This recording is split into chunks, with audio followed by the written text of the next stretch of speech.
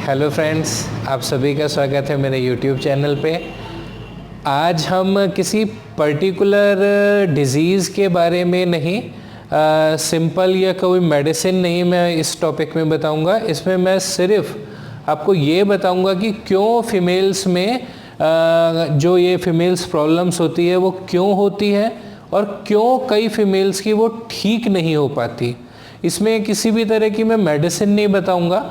जैसे मैं हर वीडियो में कहता हूं कि अभी ये कैंसर सीरीज़ जो बनाई थी उसमें मैंने कहा था कि जो मेंटल स्ट्रेस है उसकी वजह से हमें डिज़ीज़ होती है। इस बात को मैं थोड़ा सा और एक्सप्लेन करने की इस वीडियो में कोशिश करूंगा कि मैं आसान भाषा में आप सभी को वो चीज़ें बता सकूं कि कैसे वो होती हैं और क्यों नहीं ठीक होती। एक्चुअल में मेरी खुद की स्टडी ये कहती है कि 90% डिज़ीज़ सिर्फ माइंड से और इमोशन से ही होती हैं। हम जितना ज़्यादा किसी बात में सोचते हैं, टेंस रहते हैं, परेशान रहते हैं, वो ही उसके रिज़ल्ट स्वरूप हमारे अंदर बीमारी आ जाती है। मेरा ये खुद का स्टडी है, खुद का ये मानना है। और बस छोटी मोटी बीमारियां जैसे कि खांसी, जुखाम, लूज़ मोशन और ये छोटा छोटा कुछ खाने पीने से और गलत एटमॉस्फेयर में हम कोई भी ठंडी से सर्दी में, सर्दी से गर्मी में प्रिकॉशन नहीं लेते या चेंजिंग सीज़न में जो हम बीमार पड़ते हैं, बस यही डिज़ीज़ हैं जो बाहर से होती हैं।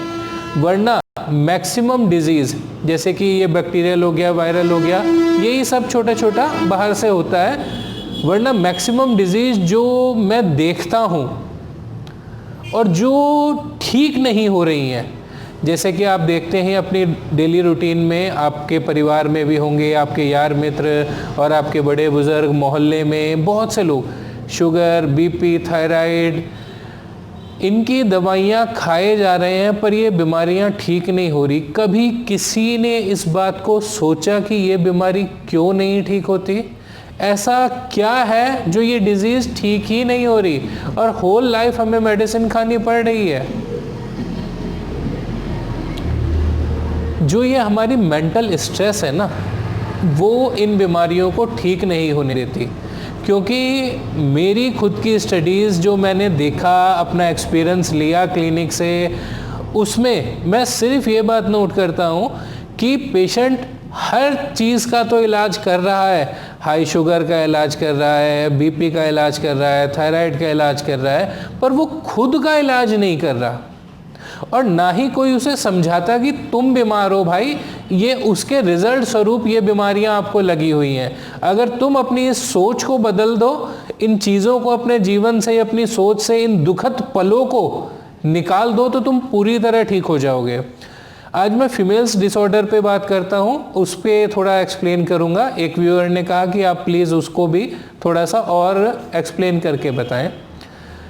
फीमेल डिसऑर्डर जनरली, जैसे कि जो लेडीज़ में मैंने कैंसर के ऊपर बताया था, यूट्रस में ब्रेस्ट कैंसर किन कारणों से होता है कि जो माताएं बहुत ज़्यादा चिंतित रहती हैं उस वजह से।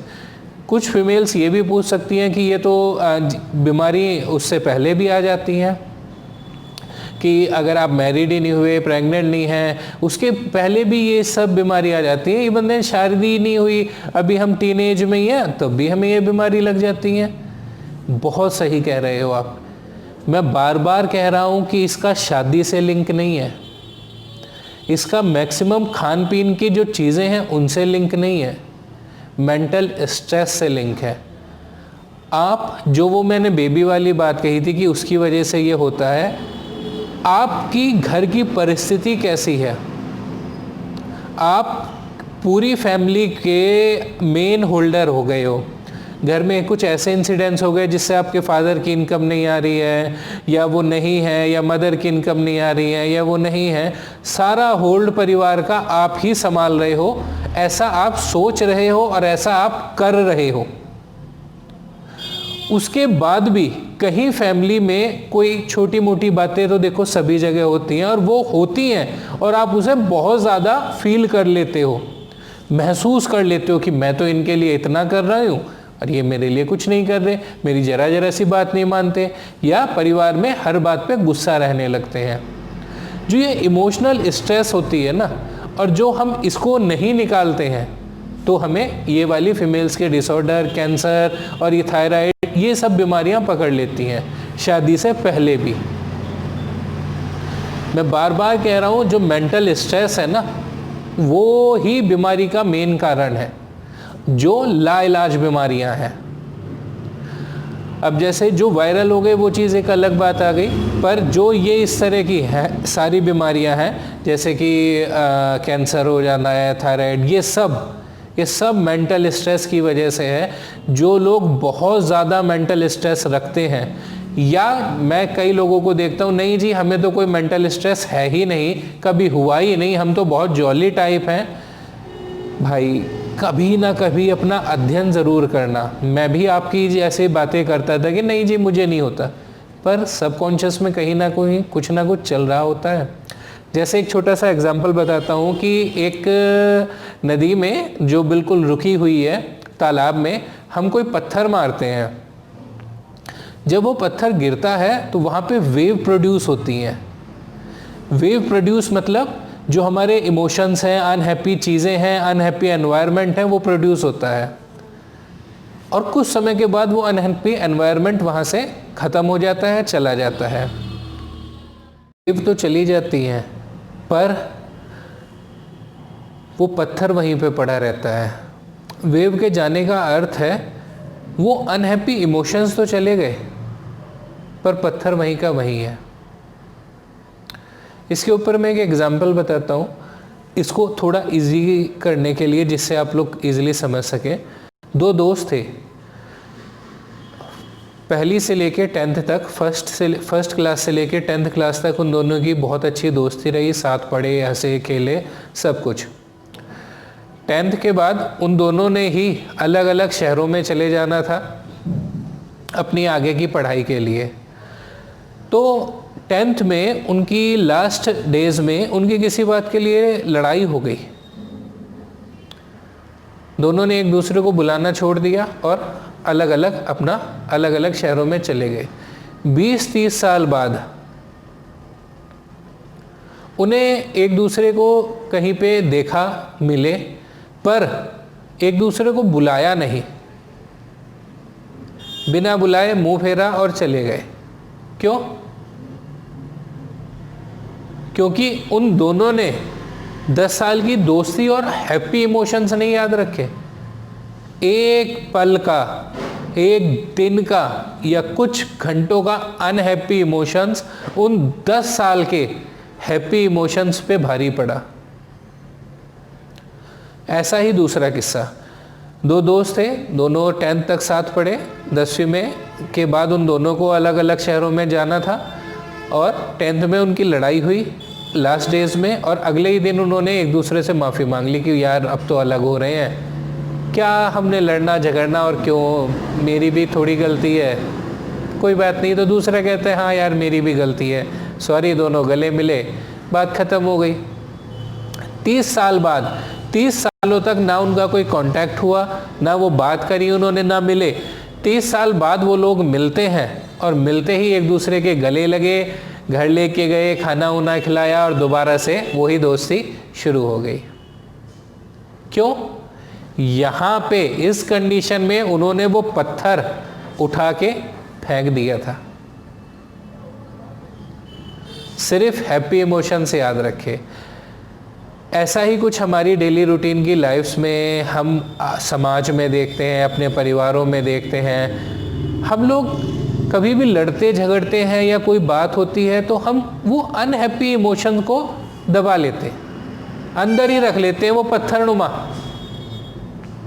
कभी नहीं निकालना चाहते। और कभी कोई हमारी दोबारा लड़ाई होती है, झगड़ा होता है, हाँ तूने तब मेरे को ऐसा कहा था, तूने ऐसा कहा था, और या उन्हीं हैप्पी इमोशंस पे बैठे रहते हैं, गाते रहते हैं, रोते रहते हैं, पिटते रहते हैं।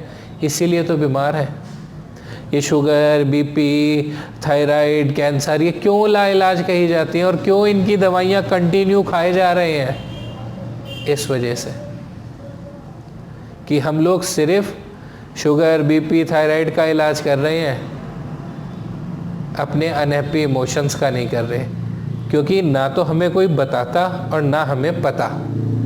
इसको सिंपली ठीक किया जा सकता है। अब जैसे फीमेल डिसऑर्डर, जब हम बहुत ज़्यादा स्ट्रेस ले रहे हैं, बहुत ज़्यादा इमोशनली हर्ट हो रहे हैं परिवार की चिंता को लेके, तो इस तरह की कंडीशंस हो जाती हैं। जो फीमेल्स बहुत ज़्यादा टेंस रहती हो, गुस्सा रहती हो, जल्दी गुस्सा आता हो, चिढ़ती रहती हो, अंदर ही अंदर क्रोध रखती हो, अनहैप्पी इमोशंस को दबा के रखती हैं, कोई इंसिडेंस हुआ भूलने की कोशिश ही नहीं करते, अरे भाई छोड़ो, जो हो गया बीत गया, उस पत्थर को, उस कील को निकाल फेंको अपनी लाइफ से, कम हेल्दी और स्वस्थ तो रहोगे, कोई बीमारी तो नहीं पकड़ेगी आपको। सिंपल सा फंडा है, पूरी लाइफ में हैप्पी रहो, किसी भी तरह की कोई बीमारी आपको इस तरह की तो कम से कम पूरी लाइफ नहीं होने वाली। छोटी मोटी एक खांसी जुकाम बस छोटा मोटा होके वो भी चला जाएगा। मैं बार बार आपको योग के विषय में ज़रूर कहता हूँ, किस लिए? योग भी इन हैप्पी इमोशंस को रिलीज़ करता है। हम लोग पूरी लाइफ में या जो भी हम बिज़ी हो जाते हैं लाइफ में, ऑफिस वर्क में या कहीं पे भी, हमें फ़िज़िकल वर्क करने का समय ही नहीं मिल पाता। आए, खाया, बैठे, सोए, फिर उठे, फिर खाया, सोए, बैठे, उठे, फिर बस यही सर्किल घूमता रहता है। तो कम से कम योग के थ्रू हम इन चीज़ों को ठीक कर सकते हैं। बहुत से लोग कहेंगे ये तो हम जिम जाके भी कर सकते हैं। नहीं, जिम जाके नहीं होता। जिम में सिर्फ बॉडी बनती है, बॉडी स्ट्रांग होती है, माइंड नहीं। माइंड क्यों नहीं स्ट्रांग होता? क्योंकि उसमें हम सिर्फ ऐसी फिजिकल एक्टिविटीज़ करते हैं जिससे हमारी बॉडी बहुत स्ट्रांग हो जाती है। मैं ये नहीं कहता कि जिम गलत है, जिम भी अच्छा है, पर वो अपनी जगह अच्छा है। पर जो इस तरह जो इमोशनली अनहेल्दी लोग हैं वो तो योग ही करें तो ही ठीक है, क्योंकि योग आसन में ऐसी बहुत सी क्रियाएं हैं जिसके थ्रू हमारी ब्रेन की जो सर्कुलेशन है वो दौड़ेगी और अनहैप्पी इमोशन भी उसके साथ बहुत बार दौड़ जाता है, और मैक्सिमम बार वो इसी तरह भी ठीक हो सकते हैं।